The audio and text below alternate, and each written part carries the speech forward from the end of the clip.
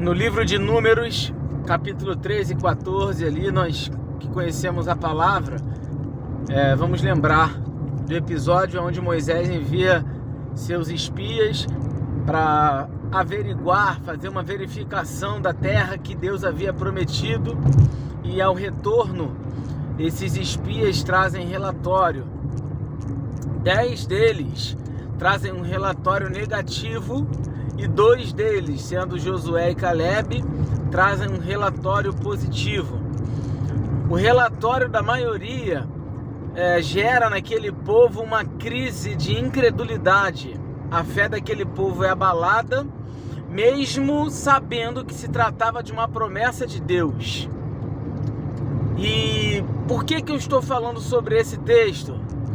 É justamente para que você reflita sobre a pior crise que pode se estabelecer sobre a vida daquele que pertence ao Senhor. É a crise na sua fé, a incredulidade. É a pior das crises. A crise conjugal não é a pior crise, a financeira não é a pior, a crise na saúde não é a pior, a crise na economia do país não é a pior, crises emocionais de cunhos afetivos não são as piores. A pior crise que um filho de Deus pode vivenciar é a crise na fé. Porque o escritor aos Hebreus vai dizer que sem fé é impossível agradar a Deus. E aquele povo é afligido na sua fé.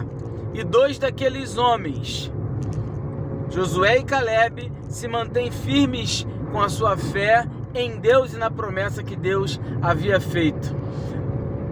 No fechar dessa história toda, nós vamos nos lembrar do seguinte: apenas Josué e Caleb, os que se mantiveram firmes na fé, entraram naquela terra.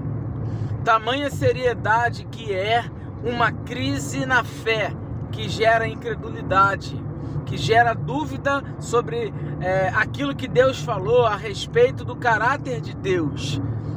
Se você sente que a sua fé está abalada, se você sente que a sua fé está esmorecendo, cuide dela, cuide da sua fé, volte-se para Deus, busque conselheiros, apegue-se à oração e à palavra, porque a pior crise da vida de um cristão é a crise que abala a sua fé, gerando incredulidade. Apenas essa crise pode afastar você do Senhor. Apenas essa crise pode impedir você de herdar, de tomar posse, de viver plenamente a vida que Deus tem para você, tanto aqui na terra quanto na eternidade. Um forte abraço.